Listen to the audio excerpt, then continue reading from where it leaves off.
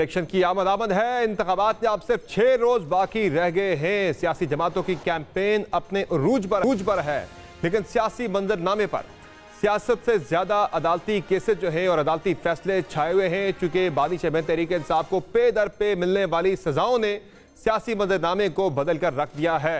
बिलखुसूस इस वक्त ज्यादा बहस इस बात की हो रही है कि पाकिस्तान तहरीक इंसाफ के बानी चेयरमैन को मिलने वाली सजाओं के बाद क्या तहरीक इंसाफ के वर्कर पर इसका मंफी असर पड़ेगा, या तहरीक इंसाफ का वर्कर जो है वो रिएक्ट करेगा और इलेक्शन के दिन ज्यादा तादाद में तहरीक इंसाफ के वर्कर निकलेंगे, उनके वोटर निकलेंगे और वोट डालकर जो अपना गुस्सा है उसको वो बैलेट बॉक्स में लेकर जाएंगे। इसका फायदा जो है तहरीक इंसाफ उठा पाएगी या नून लीग जो है इसका फायदा उठाएगी, और नून लीग या फिर अगर तहरीक इंसाफ के ज्यादा वोटर्स निकले तो उसका नुकसान नून लीग को होगा या फायदा होगा। इसके अलावा नाज़रीन हम बात करेंगे मुस्लिम लीग नून के अंदर क्या चल रहा है, क्योंकि अभी भी इलेक्शन कैंपेन जो है उसमें मियां शहबाज शरीफ ज्यादा डोमिनेट कर रहे हैं, ज्यादा डोमिनेंट रोल में नजर आ रहे हैं।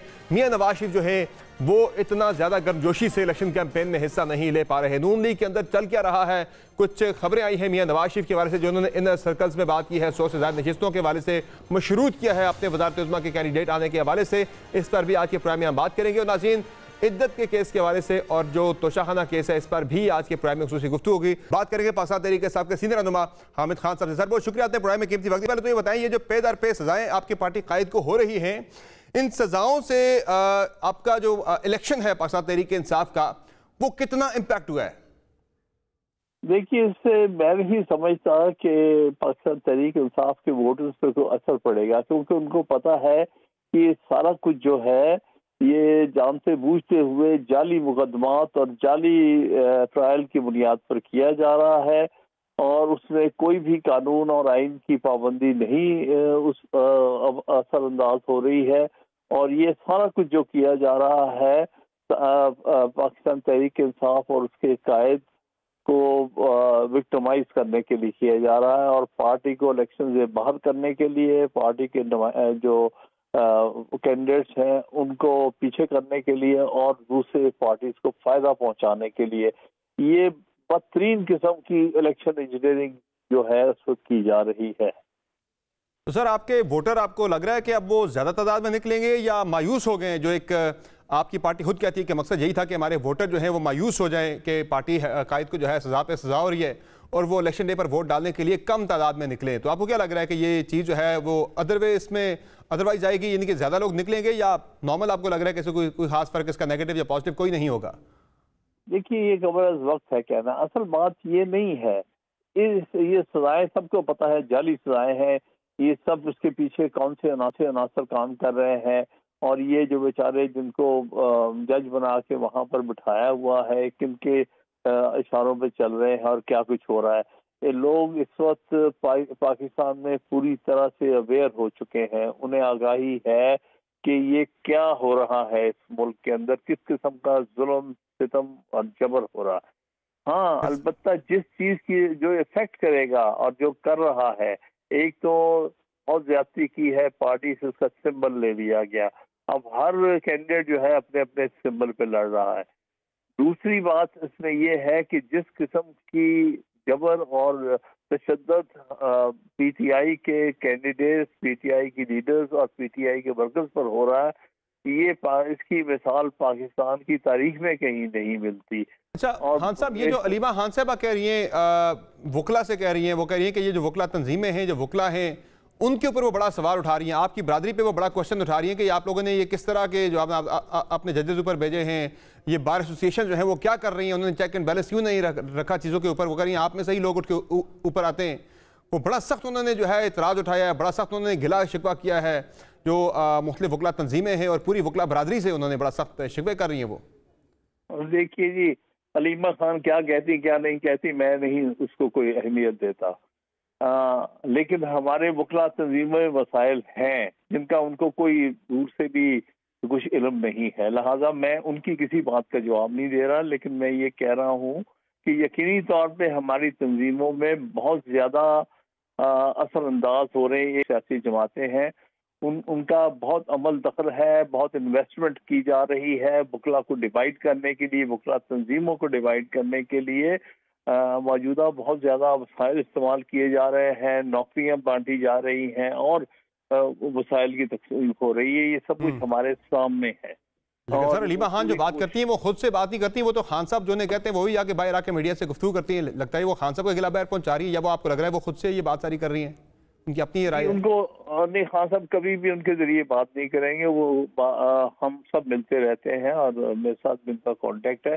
जो बात करनी खान साहब ने होगी वो मुझसे करेंगे या किसी और वकला से करेंगे जो उनके साथ इन कांटेक्ट रहते हैं।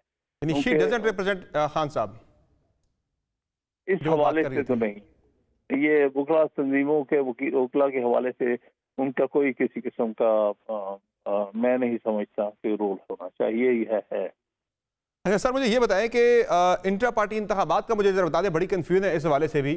पहले एकदम से शेड्यूल आ गया, 5 फरवरी को इंट्रा पार्टी इंतखाबात जो है वो शेड्यूल कर दिए गए, और उसके बाद एकदम से अगले दिन जो है वो इंट्रा पार्टी इंतखाबात शेड्यूल आने के बाद फिर से मुलतवी कर दिए गए। अगर आप इलेक्शन से 3 रोज पहले इंट्रा पार्टी इलेक्शन करवा रहे थे तो उसके पीछे हिकमत क्या थी, और अब जब मुलतवी किए हैं तो इसकी वजह क्या है? देखिए, उसके पीछे जो करवाने का सोचा गया था वो ये था कि वो सुप्रीम कोर्ट की जजमेंट है, उसके तकाजे कुछ पूरे करने के लिए अगर हम एक और इंट्रा पार्टी इलेक्शन करा लें, तो हमें इस बात का भी अंदाजा है कि इस वक्त की इलेक्शन कमीशन जो है ये पूरी तरह से पाकिस्तान तहरीक इंसाफ का मुखालिफ रोल अदा कर रहा है और तहरीक इंसाफ को हर तरह से नुकसान पहुंचाने की कोशिश कर रहा है। जो पहले भी 2 फैसले आए हैं बिल्कुल गलत और बेबुनियाद थे, लेकिन हम फिर भी चाहते हैं कि हम अपने हद तक अगर कोई बात है तो उसको पूरा करने की कोशिश करें। लेकिन इसके साथ साथ मसला ये है कि इस वक्त अगर इलेक्शन कराए जाते हैं उससे जो इलेक्शन में हमारे कैंडिडेट हिस्सा ले रहे हैं उनके फोकस में या उनकी जो कंसंट्रेशन में या उनके काम में असरअंदाज हो सकते हैं। तो इसलिए हो सकता है, मुझे अभी तक डायरेक्टली पता नहीं कि इमीडिएटली क्या कॉज हुई है उसको पोस्टपोन करने की, लेकिन अगर पोस्टपोन किए जा रहे हैं तो उसके पीछे मुनासिब वजह ये भी हो सकती है कि इलेक्शन 18 तारीख को होने जा रहा है, उसमें हमारे कैंडिडेट्स हिस्सा ले रहे हैं, हमारे वर्कर्स हिस्सा ले रहे हैं, ताकि वो पूरी तनदेही के साथ और उसमें हिस्सा लें। लेकिन सर आपकी जो सर एक पिटिशन भी आई हुई है सलमान अकरम राजा साहब की इलेक्शन कमीशन ऑफ पाकिस्तान, जिस पर इलेक्शन कमीशन ने फैसला महफूज कर दिया। वो कह रहे हैं कि मुझे इंडिपेंडेंट ना माना जाए बल्कि मुझे पाकिस्तान तहरीक इंसाफ का मैं मुंतखब होता तो मुझे पाकिस्तान तहरीक इंसाफ का मुंतखब MNA कंसिडर किया जाए, काउंट किया जाए। जब पार्टी के पास सर्टिफिकेट नहीं है और वो इलेक्शन लड़ भी इंडिपेंडेंट के सैंपल पर लड़ रहे हैं, और मुझे तो ये एक्सरसाइज जो थी इलेक्शन करवाने की वो ये लग रही थी कि 4 दिन के अंदर अंदर 8 फरवरी के बाद 12 तक जो है हर सूरत में आपके बंदों ने पार्टी ज्वाइन करनी है, किसी भी पार्लिमानी पार्टी को ज्वाइन करना जो भी इंडिपेंडेंट मुंतखब होकर आएंगे। तो अगर कोई पार्टी डिसिप्लिन के खिलाफ जाता है तो उसको चूंकि पार्टी चेयरमैन ने खत लिखना होता है इलेक्शन कमीशन को उसके खिलाफ डिसिप्लिनरी एक्शन के लिए, तो वो चूंकि पार्टी चेयरमैन आपके इलेक्शन कमीशन की वेबसाइट पे कोई है नहीं है, तो इसलिए आप ये करवाते एक्टिविटी सारी। तरह मुझे दोनों चीज़ों पे जवाब दीजिएगा कि इस पे क्या स्टेटस है एग्जैक्टली, आप इंडिपेंडेंट ही बंदे आपके होंगे या क्या होगा? देखिए, बात ये है कि मोस्ट ऑफ द कैंडिडेट्स जो हमारे इस इलेक्शन लड़ रहे हैं वो ये इलेक्शन कमीशन वाले उनको इंडिपेंडेंट ट्रीट करके हर एक को अलग अलग इलेक्शन जो है वो सिंबल दे रहे हैं। लेकिन इसमें जो एप्लीकेशन से जो हमारे नॉमिनेशन फॉर्म से उसमें ये पूछा हुआ था कि आप किसी पार्टी की तरफ से हैं, तो मोस्टली हमारे जो कैंडिडेट्स हैं उन्होंने उसमें लिखा है कि हम पाकिस्तान तहरीक इंसाफ से ताल्लुक रखते हैं, उनकी तरफ से इलेक्शन लड़ रहे हैं। इसलिए सलमान राजा साहब ने ये बात कही है कि हमने ओन किया है पार्टी को, हमने अपने नॉमिनेशन फॉर्म्स में भी ये बात वाज़ेह की है कि हमारा ताल्लुक पाकिस्तान तहरीक इंसाफ से है। कितने फीसद लोगों पे सर आपको शुबा है, शक है कि ये लोग इंडिपेंडेंट अगर मुंतखब हो जाते हैं तो ये दूसरी पार्टियों में जा सकते हैं? देखिए, सारा कुछ जो कुछ किया गया है उसके पीछे यही जहन काम कर रहा है ना, इसीलिए तो पार्टी सिंबल से उनको महरूम किया गया है। इसीलिए हर तरह से PTI को नुकसान पहुंचाने के लिए, उनके लोगों को तकसीम करने के लिए, उनके कैंडिडेट्स अगर कामयाब होते हैं उनको हाईजैक करने के लिए सब कुछ हो रहा है, ये सबके सामने है। लेकिन मुझे यकीन है कि हमारी पार्टी के जो लोग हैं जब वो इलेक्ट होंगे तो वो अपनी पार्टी के साथ खड़े होंगे, किसी और पार्टी के में नहीं जाएंगे। या अगर सर वो तो जब आपके भले के इंतखाबी निशान पे मुंतखब हुए थे पिछले 5 साल में, तब भी आपके 18-20 बंदे टूट गए थे पार्टी से, 22 लोग आपके अलग हो गए थे। उस वक्त भी जब आपकी अपनी हुकूमत थी उसमें जब ये जो ग्रुप सारा अलग हो गया था राजा रियाज वाला, अब तो ये इंडिपेंडेंट आएंगे, अब तो ज्यादा ये वल्नरेबल होंगे आपकी पार्टी से टूटने के बारे में। मैं वो परसेंटेज पूछा था, मिनिमम आपको क्या लग रहा है सर? 5%, 10%, कितने लोग आपको लग रहा है कि शुबा है कि भाई इतने चांस है कि टूट सकते हैं पार्टी से? देखिए, ये मैं इस किस्म की किसी भी स्पेकुलेशन में नहीं पढ़ना चाहता, मैं किसी पर ना शक करना चाहता हूँ। मैं समझता हूँ कि पार्टी के जो कारकुनान हैं और पार्टी की तरफ से जिनको ये अंदिया दिया गया है कि वो हमारे कैंडिडेट हैं, वो पार्टी के साथ मुखलिस रहे। सही है सर। फाइनली मुझे बता दें, 342 का जो बयान खान साहब का नहीं हुआ और तोशाखाना का फैसला भी आ जाएगा 23 सफ़ात पर मुश्तमिल, उसमें क्या कहा है जज साहब ने? वो कह रहे हैं कि 2019 की सुप्रीम कोर्ट ऑफ पाकिस्तान की जजमेंट मौजूद है कि अगर कोई मुल्जिम खुद से अपना 342 का बयान रिकॉर्ड नहीं करवाता तो इससे कोई खास फर्क नहीं पड़ता फैसले के ऊपर। ये तो चॉइस दी जाती है, उसे हक दिया जाता है, वो खुद एक्सरसाइज अगर नहीं करता तो कोई इसका मनफी असर नहीं पड़ता ट्रायल के ऊपर। बिल्कुल गलत है, ये बिल्कुल गलत है ये बात। उसकी वजह ये है कि 2019 का जो फैसला है उसमें मैं खुद वकील था, वो मुशर्रफ के बारे में था। मुशर्रफ को एक तो स्पेशल लॉ के तहत आर्टिकल 6 का मुकदमा चलाया जा रहा था, दूसरा वो मुल्क से बाहर था। ये नहीं कि वो मौजूद नहीं था, ये मौजूद था और इनकारी था, वो बिल्कुल केस मुख्तलिफ है। यहाँ तो इमरान खान साहब बतौर मुल्ज़िम के गिरफ्तार थे, वहाँ मौजूद थे, उनको ये हक देना जो है ये आइन और कानूनी जिम्मेदारी है, और उस कानून से इंसराफ किया गया है उनको ये मौका ना दे के। और ख़ास तौर पे जिस अंदाज से ये सारा ट्रायल चलाया गया है, वो ट्रायल से इस बात ज़ाहिर होती है कि इन्होंने पहले से सोच समझ के ये सारी सज़ाएं सोची हुई थी और किसी के इशारों पर ये सारा कुछ किया गया है। किसी के इशारे पर जो सफाई के वकला है उनको बंद किया गया और उनकी जगह एक जाली सफाई के वकील बनाए गए हैं। अपील के अंदर क्या आप ये बात ही फिर लिखेंगे अपील के अंदर कि ये किसी के इशारे पे सजाएं दी गई हैं? हमें लिखने में कोई किसी किस्म की कुबाहत नहीं है। हम हर वो चीज लिखेंगे जो हम महसूस करते हैं, जो हमने ट्रायल में नोटिस की है, जो कॉन्डक्ट हर एक का देखा है, बिल्कुल लिखेंगे। बहुत शुक्रिया सर, बहुत शुक्रिया हामिद खान साहब, आपने प्रोग्राम में कीमती वक्त दिया। नाज़रीन, आपने तफसील की पाकिस्तान तहरीक इंसाफ के वकील रहनुमा हामिद खान साहब की प्रोग्राम में एक ब्रेक लेंगे।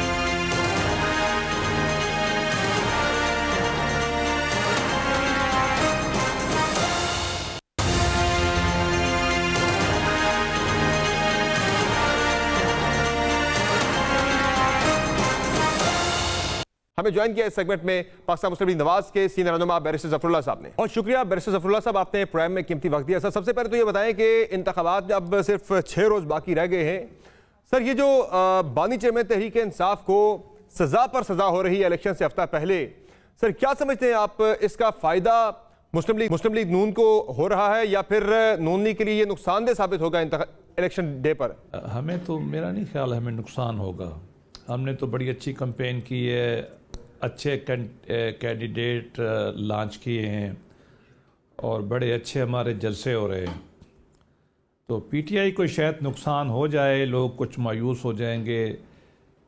उससे भी ज़्यादा नुकसान ये है कि उनकी तंजीम नहीं है। इलेक्शन डे पे आपको बहुत लोग चाहिए होते हैं, 5 से 7 हज़ार आदमी चाहिए होता है जो पोलिंग बूथ पे बाहर लोगों को मोबिलाइज करने के लिए वगैरह वगैरह। तो सर ये बताएं मुझे कि ये जो इद्दत वाला केस है बानी चेयरमैन तहरीक इंसाफ और उनकी अहलिया का, आपकी सर क्या राय है बतौर लीगल एक्सपर्ट, और चूंकि आप दीनी मामलात के अंदर भी काफ़ी ज़्यादा आप इंटरेस्ट लेते हैं, सर ये एक प्योरली एक फैमिली मैटर है, इससे इस तरह से नेशनल लेवल पे आके डिस्कस करना और इतनी ज़्यादा इसको हाइप देना, आप समझते हैं सर ये कोई नामुनासिब नहीं है? ये देखिए, एक उसकी लीगैलिटी है, एक उसकी पॉलिटिकल एस्पेक्ट है। मैं उसकी लीगल साइड पे बताऊं, देखिए मुस्लिम जूरिस्प्रूडेंस में मुख्तलिफ स्कूल ऑफ थाट है। मेरी अगर ओपिनियन पूछेंगे तो मेरी राय में अगर इद्दत के अंदर निकाह हो जाए तो वो हराम नहीं है, वो मैं अंग्रेज़ी में लफ्ज़ करना चाहता हूँ, वो बातिल नहीं है, वो फासिद है। अरबी भी हम कहते हैं, ये फ़िक़्ह हनफी की इस्तिलाह है, वाइड नहीं है, वाइडेबल है। इसका मतलब क्या है, अगर किसी आदमी ने इद्दत पे निकाह कर ली और बाद में जब इद्दत पूरी हो गई उसने तौबा कर ली, तो मेरा अपना ख्याल ये कि निकाह वो वैलिड है। तो अगर मैं फ़र्ज़ किया होता एडवाइस करने वाला तो मैं ये कहता कि ये केस ना बनाया जाए। मेरी अंडरस्टैंडिंग जो दीन की है, लेकिन बहुत सारे फ़िक़्ह ऐसे हैं जिनके यहाँ शायद ये जुर्म हो। मुझे नहीं मालूम है कि बुशरा बीबी का कौन सा फ़िक है, मुझे नहीं मालूम कि इमरान खान का कौन सा फ़िक है, क्योंकि आपको पता है सुन्नियों के भी 4-5 स्कूल ऑफ थाट है, शियों के भी 3-4 स्कूल ऑफ, मुझे नहीं मालूम। मैं अपनी ताबीर दीन बता रहा हूँ। मेरी राय में ये फौजदारी जुर्म नहीं बनता। फौजदारी जुर्म भी नहीं बनता, लीगली भी आप इसको समझते हैं कि फौजदारी भी नहीं बनता? मेरी राय में मैंने अर्ज किया कि मेरी जो मेरी कानून की मेरी ताबीर है उसके तहत नहीं बनता, लेकिन मुख्तलिफ फ़िक़ा मौजूद है, स्कूल ऑफ थाट, ये उनके ऊपर लगता है, जो फ़िक़ा उसके मुताबिक उनका फैसला होगा। मेरे इल्म में नहीं है, मैंने अपनी राय दी है। मैं थोड़ा इस्लामी मामलात में थोड़ा लिबरल हूँ, मैं समझता हूँ कि ऐसे मामलात को ज़्यादा उछालना नहीं चाहिए, मेरी राती राय है। बहुत अच्छी बात है सर, ये बिल्कुल इसे हम भी अप्रिशिएट करते हैं कि बड़ी अच्छी राय है ये। सर ये बताएं कि अब 3 जिंदगी के केसेस में सजा जो है हो चुकी है अब तक बानी चमें तहरीक इंसाफ को। सर ये नैब वाला मामला है, प्योरली अगर मैं इसकी बात करूं तो मुस्लिम लीग नून ने अपने मंशूर में लिखा है कि हम नैब को ख़त्म करना चाहते हैं, हम जब इक़्तिदार में आएंगे नैब को ख़त्म करेंगे, चूँकि ये आला कार है, ये टूल है पोलिटिकल विक्टिमाइजेशन का। अब इसी केस में एक सज़ा हो चुकी है बानी चमें तहरीक इंसाफ को और तोशाखाना में, और दूसरी सज़ा उन्हें 190 मिलियन पाउंड या जिससे अलकादर ट्रस्ट केस भी कहा जाता है उसमें होनी है। तो क्या मुस्लिम लीग नून जो है जब इसे एक तरफ टूल समझती है पॉलिटिकल विक्टिमाइजेशन का, तो साथ ही आपकी पार्टी जो है कल से मैं देख रहा हूँ कि जो सज़ा हुई है तोशाखाना में बानी चमें तहरीक इंसाफ को, उसको अप्रिशिएट भी कर रही है आपकी पार्टी, जो कह रही है जी बड़ा अच्छा काम हुआ, ये करप्ट है, करप्ट भी डिक्लेयर कर रही है। तो ये दो मुख्तलिफ आपकी जो है इस पर तजाद नहीं है कि आज आप उसको अप्रिशिएट भी कर रहे हैं, करप्ट भी कर रहे हैं, लेकिन साथ ही आप कह रहे हैं कि भाई नैब जो है वो पॉलिटिकल विक्टिमाइजेशन का टूल है, तो विक्टिमाइजेशन जहां पे नहीं हो रही फिर उनके साथ जो है। नैब का कानून सही कानून नहीं है। मैं आपको कानूनी और राती राय देता हूँ, पार्टी में मैं बाद में आऊँगा। मैंने हमेशा मुखालफत की है, हमारी पार्टी इसको ख़त्म करने पे तैयार नहीं थी, अब तैयार हो गई। अच्छा किया उन्होंने, लेट आया, लेकिन इसका मतलब ये नहीं है कि एहतसाब का कानून नहीं होगा। मैं पार्टी के मंशूर का हिस्सा हूँ, कमेटी का। हमने ये तय किया है कि हम एक ऐसा एहतसाब का कानून लाएंगे जिसमें तमाम बड़ी पॉलिटिकल पार्टी इत्तफाक करें। 2017 में मियां नवाज शरीफ ने स्पीकर को ख़त लिखा था, एक पार्लिमानी कमेटी बनी थी, हम एक लॉ का ड्राफ्ट लाए थे। 95% उस कानून के ऊपर पाकिस्तान तहरीक इंसाफ, मैं आपको ऑन रिकॉर्ड बता रहा हूँ, पाकिस्तान पीपल्स पार्टी और पाकिस्तान मुस्लिम लीग का इत्तफाक हो गया था। वो आखिर में पीटीआई निकल गई और हमने शायद गलती की कि हमने उस वक्त हमें बना देना चाहिए था पीपल्स पार्टी के साथ मिलकर, लेकिन नवाज शरीफ साहब ने कहा कि अब हम अमेंड करेंगे तो हम पे इल्ज़ाम आएगा। मैं आज भी कहता हूँ कि नैब ने मुल्क में तबाही की है। आम तौर पर शायद कुछ लोग सही हों, लेकिन बहुत सारे लोग बेगुनाह उसमें हुए हैं। और ख्वाजा साद रफ़ीक केस में सुप्रीम कोर्ट ने जस्टिस बाकर साहब ने बहुत तफसील से लिखा है कि नैब ने दुनिया में पाकिस्तान में क्या तबाही की है। अलबत्ता जो केसेस हो जाएंगे गलत या सही, ला ये है कि वो फील्ड में रहेंगी, उनकी सज़ाएँ भी रहेंगी। हाँ, अगर बैक डेट से ला तब्दील कर दिया जाए तो फिर इमरान खान को फ़ायदा होगा। तो आम तौर पर नैब का ला गलत है, उसका इस्तेमाल गलत है। कुछ चीज़ें उसमें ठीक हैं, कभी वो ठीक भी इस्तेमाल होता है, कभी कभी। मैं इमरान खान के केस पे बात नहीं कर रहा, मैं आपको लॉ के बारे में बता रहा हूँ। अलबत्ता अब इमरान खान के केस पे आते हैं। मेरी राय मुख्तलिफ है। मेरी राय ये है कि ये केस को प्रॉपरली प्रोसिक्यूट नहीं किया गया। प्रोसिक्यूशन ने अच्छे वकील नहीं रखे, इमरान खान साहब के बड़े अच्छे वकील हैं। मेरा ख्याल ये है कि इस केस में प्रोसिक्यूशन में कोई लकूना, कोई गलतियाँ जानबूझ के छोड़ी गई हैं। गालिबन इमरान साहब को कुछ बाद में इसका जल्द फ़ायदा होगा।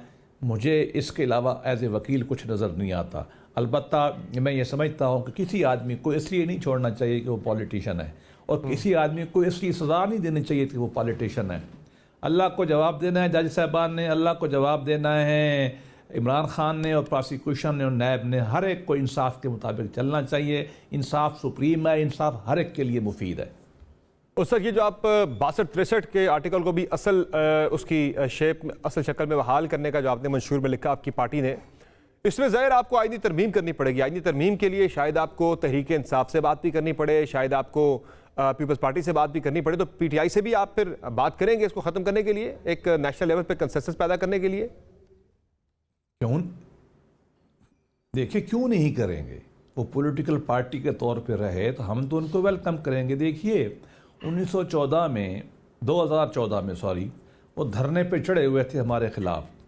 हमने उस वक्त उनको बुलाया, वो जो national all political parties conference हुई थी APS में, जो बच्चे शहीद हुए थे, उस वक्त हमने बुलाया।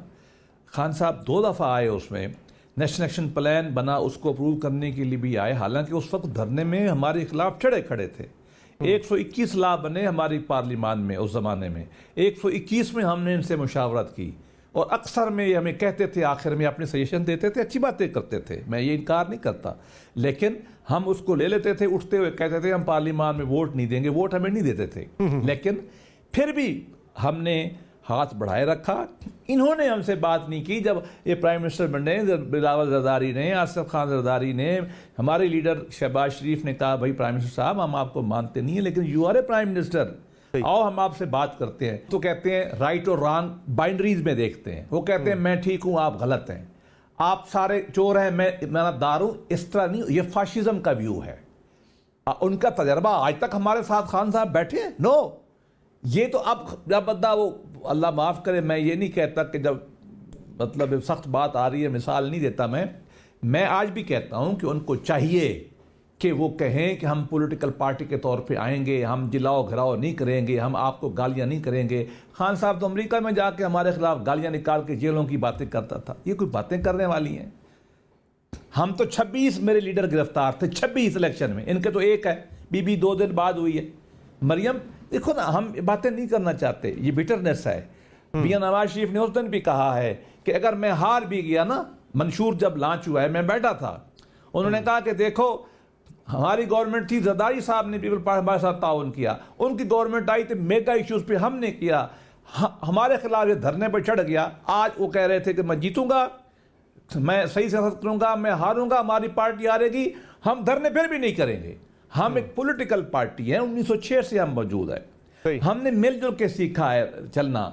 हम इनसे भी कहते हैं कि आप ये ना कहो कि हम सच हैं बाकी झूठ है, ये ऐसी हक बातिल की अप्रोच नहीं होती। सही हो गया। अभी तो कल भी मैंने उनका इश्तिहार जो चल रहा है इलेक्शन का, वो देखिए आप, वो कहते हैं हक को बातिल की जंग, हक को बातिल की जंग अगर है, वो हक पे हम बातिल पे हम क्यों बात करेंगे फिर आपसे? सही है। तो सर ये बताएं मुझे, अभी आपने मियां साहब की बात की, ये कुछ र्यूमर चल रही है, कुछ इस तरह की खबरें चल रही हैं, इत्तलात चल रही हैं कि क्या मियां नवाज शरीफ साहब ने इनर सर्कल्स में कोई ऐसी बात की है कि अगर 100 से ज्यादा नशिस्तें आई मुस्लिम लीग नून की अपनी, तो फिर मैं वजारत उज़्मा लूंगा, अगर 100 से कम हुई तो फिर मैं नहीं लूंगा। ऐसी कोई बात है सर?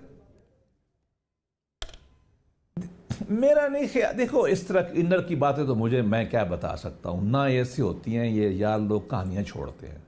हमें, हमारी कैलकुलेशन ये है कि हमने बड़े अच्छे कैंडिडेट लॉन्च किए हैं, हमारी कैंपेन बहुत अच्छी है, हमारी पार्टी स्ट्रक्चर इंटैक्ट है, हम इंशाल्लाह वाज़ेह मेजॉरिटी लेंगे।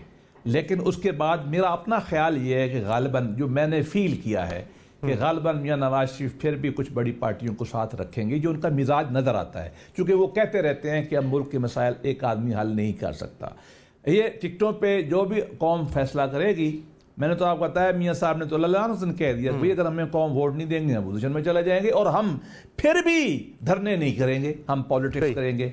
तो मुझे उम्मीद है हम जीतेंगे, और मेरी ख्वाहिश है, आज से नहीं मेरी ख्वाहिश है, मैंने मियां नवाज शरीफ को लंदन में जाकर कहा था कि मियां साहब अल्लाह मौका देगा तो आप एक दफ़ा प्राइम मिनिस्टर ज़रूर बने, फिर आगे आपकी मर्जी, आप क्या कर, ये करेक्शन हो इस सिस्टम की, जो जुल्म ज्यादती हुई है, जो मजाक बना हुआ है ना, इसको ख़त्म होना चाहिए। वो हैवी वेट है, तजर्बाकार है, उसकी मेगा इश्यूज पे विजन ठीक है, बैनुल-अक़वामी तल्लुकात लोग उसको लेते हैं, इंशाल्लाह उनकी क़यादत में मुल्क आगे बढ़ेगा। मियां साहब की अपनी सोच क्या है सर? मियां साहब की अपनी सोच क्या है? मियां नवाज शरीफ साहब की अपनी सोच क्या है? चूंकि जलसों के अंदर भी वो इतनी गर्मजोशी नहीं दिखा रहे, जो कैंपेन को लीड कर रहे हैं वो मियां शहबाज शरीफ लीड करते हुए नजर आते हैं। वो खुद भी अगर किसी जलसे में जाते हैं, अपने बाद मरियम नवाज को खिताब करवाते हैं, खुद वो मुख्तसर खिताब करते हैं, डिटेल खिताब मरियम नवाज का करवाते हैं, और नौजवानों से इंटरेक्शन करना है वो शहबाज शरीफ कर रहे हैं, सोशल मीडिया या फिर यूट्यूबर से कर रहे हैं इंटरेक्शन, वो भी शहबाज शरीफ कर रहे हैं। ज्यादातर जो लीड रोल में नजर आ रहे हैं वो शहबाज शरीफ नजर आ रहे हैं कैंपेन के दौरान। देखिए, हमारी पार्टी के बहुत सारे लोग अपना अपना रोल अदा कर रहे हैं। मैंने देखा है कुछ मीडिया इस तरह की बातें कर रहा है। मियां साहब बहरहाल कायद हैं, पार्टी में उनका सबसे बड़ा वेट है, मीटिंग में लोग उनको ज़्यादा सुनते हैं, वो सुनते हैं, फिर फैसला वो करते हैं, मुशावरा से करते हैं। तो मरियम बीबी ने एनर्जी, हिम्मत, बहादुरी दिखाई है पिछले टर्न्योर में, लोगों को वो अट्रैक्ट करती हैं। शहबाज शरीफ भागने में बड़े एक्टिव हैं, भाग दौड़ करते हैं। मियाँ साहब का आप एज भी देखें, जो उनकी तवील एक बीमारी है तो मजाक उड़ाते थे ना उनका, लेकिन बहरहाल हमें तो मालूम है कि उनकी कैफियत अल्लाह ने उनको सियत दी है।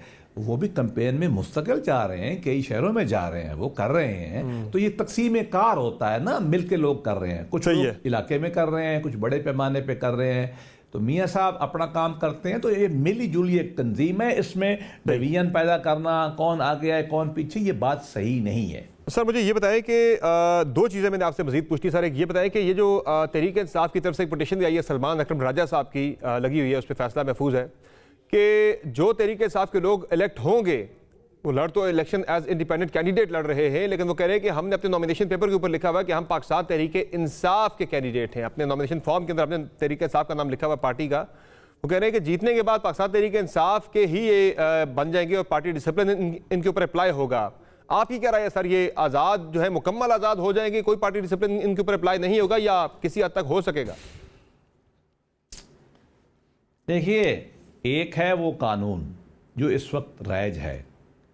वो मेरी उस दिन टेलीविज़न पे डिबेट हुई थी अकरम राजा साहब से, सलमान अकरम राजा साहब से। बहरहाल वकला की राय बदल सकती है, मतलब डिफरेंट भी हो सकती है। इस वक्त कानून ये है कि जब इलेक्शन हो जाते हैं, पार्टियां अपने कैंडिडेट ले आती हैं, कुछ लोग इंडिपेंडेंट होते हैं। इलेक्शन कमीशन एक नोटिफिकेशन निकालता है लॉ के तहत, इलेक्शन एक्ट के तहत, कि भाई आप किसी पार्टी को ज्वाइन कर रहे हैं, ये वो करता है।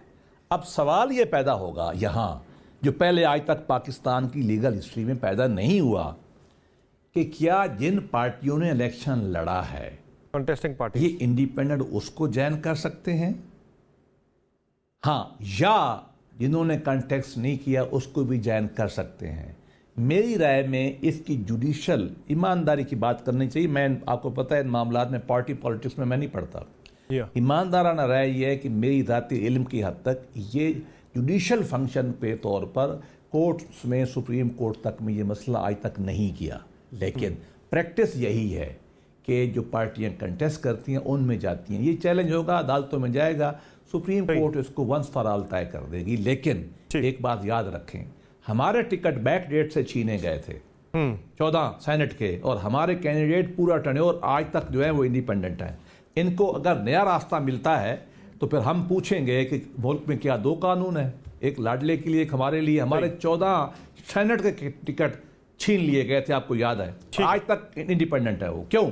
ठीक है, अगर इनको इजाजत बाद में मिलने, उनको बाद में नहीं इजाजत दी गई थी, आपको पता है ना, इंडिपेंडेंट हुए बाद में ज्वाइन कर सकते थे, उनको तो ज्वाइन आपने नहीं करने दिया, इनको कैसे करने देंगे आप? ठीक है सर, बहुत शुक्रिया, आपने प्रोग्राम में कीमती वक्त दिया। बैरिस्टर साहब तफसील को मुलाजा कर रहे थे। मुस्लिम लीग नून के रहनुमा बैरिस्टर ज़फ़रुल्लाह साहब की प्रोग्राम में वक्त एक ब्रेक का, ब्रेक से वापस आएंगे, एक और अहम मौजू पर बात करेंगे। हमारे साथ रहिएगा।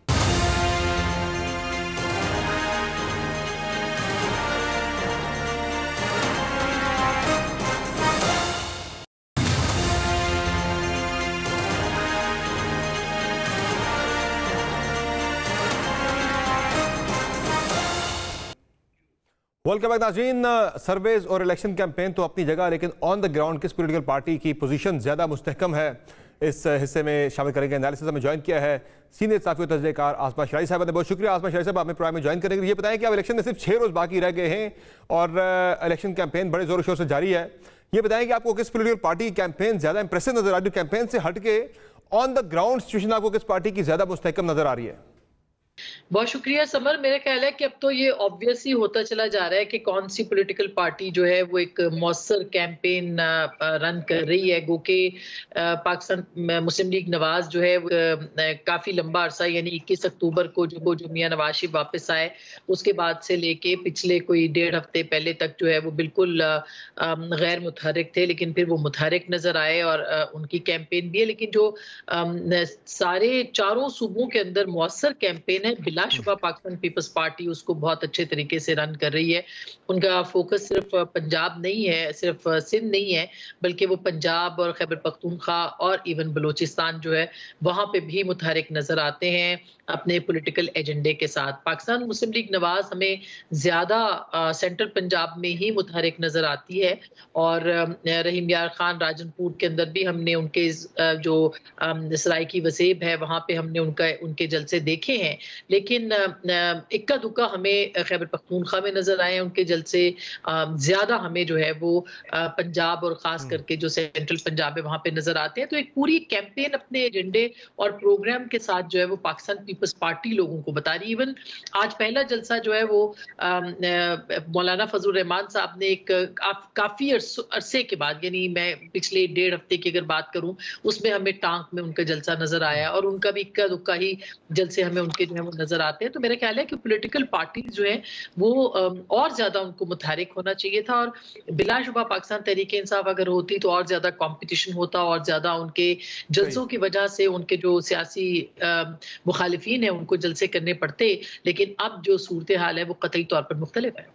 तो आसमा साहब, ये जो पेदर पे सजाएं हुई है चेयरमैन तहरीक इंसाफ को, बानी चेयरमैन तहरीक इंसाफ को, आपका तज्जिया क्या कह रहा है कि तहरीक इंसाफ के वोटर को ये चीज़ डीमोरलाइज करेगी, या फिर तहरीक इंसाफ का वोटर जो है वो अपना गुस्सा बैलेट बॉक्स के अंदर जाकर निकालेगा वोट की सूरत में, जिस तरह से हमने 17 जुलाई 2022 को एक ट्रेंड देखा था पंजाब के अंदर? देखिए, हो सकता है कि ये जो तासुर है ये इसको या इस मकसद के तहत जो पहले फैसले आए हों कि पाकिस्तान तहरीक इंसाफ का जो वोटर और सपोर्टर है उसको डीमोरलाइज किया जाए और वो बाहर ना निकले। लेकिन अगर हम माजी की मिसालें देखते हैं तो एग्जैक्टली पाकिस्तान मुस्लिम लीग नवाज के जो कायद थे उनको सजा हुई थी ऐन इंतखाबात से पहले, और उनका नाटका या उनका जो इलेक्शन में पार्टिसिपेशन थी उसको उसके तमाम रस्ते जो है वो मस्तूद हुए थे। लेकिन उसका उल्टा असर हुआ था। पाकिस्तान मुस्लिम लीग नवाज के वोटर और सपोर्टर जो थे वो सड़कों निकले थे, उन्होंने कैंपेन में हिस्सा लिया था और उन्होंने अपने पीएमएलएन को वोट भी दिए थे, उनको काफी उसका फायदा भी हुआ था। लेकिन पाकिस्तान तहरीक इंसाफ के वोटर और सपोर्टर का निकलना जो है वो एक तरह से बहुत मुश्किल नजर आता है। हो सकता है कि इसका असर हो और वो मायूस हो जाएं, लेकिन अगर उनका वोटर सपोर्टर निकल आता है तो उनकी पार्टी के लिए या तहरीक इंसाफ के लिए एक बहुत ही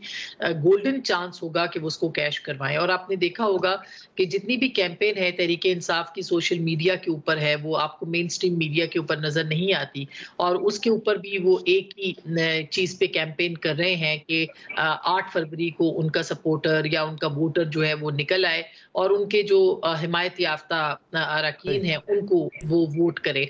तो ये अब विन विन सिचुएशन होगी। मगर जो असल बात है, जो ट्रेंड्स हमें नजर आ रहे हैं पाकिस्तान तहरीक इंसाफ के, मसलन अगर आप इतवार को गुज़िश्ता इतवार की हम बात करते हैं, जो कॉल आई थी पाकिस्तान तहरीक इंसाफ के चेयरमैन की तरफ से कि आप उनके जो सपोर्टर्स हैं वो बाहर निकले, तो कोई बहुत ज्यादा पजीराई उसको नहीं मिली, ऑन ग्राउंड उसकी पजीराई नहीं मिली। उसकी वजह शायद ये है कि उनका जो सपोर्टर है उसकी ट्विटर के ऊपर, उनकी सोशल मीडिया के ऊपर जो है वो वेंटिलेशन होती है, वो नहीं समझते कि अमली तौर पर उनको निकल के कुछ करना पड़ेगा। इसी वजह से आपको वहां तो सपोर्ट नजर आती है, लेकिन जो स्ट्रीट्स के अंदर जो है सपोर्ट वो नजर उस तरह से नहीं आती। मगर हो सकता है, इस बात के इम्कानात हैं कि पाकिस्तान तहरीक इंसाफ के जो सपोर्टर्स हैं वो 8 फरवरी को निकले और जो एक सूरत हाल है उसको कंप्लीटली बदल दें और तमाम अंदाजों को गलत साबित कर दें। तो आसमा साहब, आप जिस तरह से हम देख रहे हैं कि पीपल्स पार्टी की जानिब से Bilawal Bhutto Zardari as candidate prime minister campaign कर रहे हैं, वो सोशल मीडिया के एक्टिविस्ट से भी गुफ्तगू करते नजर आते हैं, वो नौजवानों से इंटरेक्ट करते नजर भी आते हैं, वो पॉडकास्ट करते हुए भी नजर आते हैं, वो जलसों से भी खिताब करते हुए लीड रोल में नजर आ रहे हैं। नून लीग में अगर हम देखें तो मियां नवाज शरीफ साहब जो कि पीएम के कैंडिडेट हैं वो इतने मुतहरिक नजर नहीं आ रहे, जबकि शहबाज शरीफ साहब जो है वो as candidate for prime ministership वो ज्यादा मुतहरिक दिखाई दे रहे हैं कैंपेन के अंदर। लग रहा है कि जैसे वो हो पीएमशिप के कैंडिडेट। तो क्या मियां नवाज शरीफ जो है वो अब इंटरेस्टेड नजर नहीं आ रहे आपको वजारत उज़्मा के ओहदे के लिए? और शहबाज शरीफ को उन्होंने आगे कर दी, जो आज फैसलाबाद में भी उन्होंने 2 रेफरेंसेस दिए। लग ही रहा बज़ाहिर कि मियां नवाज शरीफ अब शहबाज शरीफ को पिच कर रहे हैं as candidate for prime minister. Samar, ये बहुत दिलचस्प सवाल है आपका। उसकी वजह ये है कि अगर आप हमने ये शहबाज साहब से ये सवाल शहबाज शरीफ साहब से पूछा भी कि आपका कौन कैंडिडेट है वजारत उज़्मा का, तो उन्होंने कहा कि मियां नवाज शरीफ हैं। फिर हमने और भी सवालात पूछे तो हमें बहुत क्लैरिटी के साथ जो है उसका जवाब उस तरह से नहीं मिला। मसलन वजारत आला पंजाब, देखिए पंजाब जो है वो वफाक से ज्यादा और खास करके पाकिस्तान मुस्लिम लीग नवाज की नजर में उससे ज्यादा अहमियत है, लेकिन वहां पे भी उनके कोई कैंडिडेट अब तक अनाउंस्ड नहीं है। अगर पिछले इंतखाबात को आप देखते रहे तो आपको एक वाज़ेह नजर आता था कि नवाज शरीफ साहब अगर वजीर आजम है तो उनके कैंडिडेट जो वजीर आला के वजारत आला के थे वो शहबाज शरीफ साहब थे। लेकिन तो हमें जो मेरा तज्जिया इसके ऊपर वो ये है कि पाकिस्तान मुस्लिम लीग नवाज मखलूत हुकूमत बनाने की सूरत में ये जिम्मेदारी शहबाज शरीफ साहब को दे सकती है। और अगर सादा अक्सरियत मिलती है, यानी जो गवर्नमेंट है उसके अंदर कोई डिपेंडेंसी ना हो दूसरे के ऊपर, एक वाज़ेह अक्सरियत के साथ, तो उसकी जो वजारत उज़्मा की पेशकश है वो नवाज शरीफ साहब को उनकी पार्टी बनाना चाहेगी या वो उसके कैंडिडेट हैं। तो फिर ये बताएं मुझे कि सीएम के लिए फिर उस सिनेरियो में मरियम नवाज ही कैंडिडेट, जो कि नाम तो कोई नहीं ले रहा अभी तक, डिसाइड क्या नून लीग ने कर लिया है कि अब मरियम नवाज ही पंजाब की वज़ीर आला होंगी? जी, मेरा ख्याल है कि वो सेंटर स्टेज पे आ चुकी हैं। मैंने अपने हालिया एक कॉलम में भी ये लिखा था कि उनकी मरकजी हैसियत में आने का मतलब यही है कि अपने बाद मियां नवाज शरीफ जो हैं वो मरियम नवाज के सियासी मुस्तकबिल को ही सिक्योर करना चाह रहे हैं। और हो सकता है कि अगर वजारत उज़्मा मखलूत हुकूमत की सूरत शहबाज शरीफ साहब के पास जाए तो वजारत आला की उम्मीदवार मरियम नवाज साहिबा हों। ये एक बहुत इंटरेस्टिंग कॉम्बिनेशन होगा, क्योंकि पंजाब किसी सूरत भी पाकिस्तान मुस्लिम लीग नवाज अपने हाथ से नहीं जाने देगी। और उसमें बहुत सारे और लोगों की भी बात हो रही थी कि हो सकता है कि कैंडिडेट फलां भी हो, लेकिन मुझे नहीं लगता कि पाकिस्तान मुस्लिम लीग नवाज किसी और को भी अपनी फैमिली के अलावा वहां पे वजारत आला देगी। तो बहुत शुक्रिया आसमा शराजी साहब, आपने प्राइम में अपना कीमती वक्त नाज़रीन आपने तफसीली गुफ्तगू रायज़ा की। नाज़रीन आपने सुना आसमा शराजी साहिबा का, जिनका कहना है कि बज़ाहिर लग रहा है कि शायद शहबाज शरीफ ही वज़ारत उज़्मा के कैंडिडेट हों PMLN की जाने से, चूँकि मियां नवाज शरीफ जो है वो अगर वाज़ेह अक्सरियत मिलती है तो फिर उस सूरत में नवाज शरीफ होंगे, अगर वाज़ेह अक्सरियत नहीं मिलती, कोलिशन की तरफ जाना पड़ता है, तो फिर शहबाज शरीफ वज़ारत उज़्मा के कैंडिडेट होंगे। आज की शुभ इजाज़त दीजिए, अल्लाह हाफ़िज़।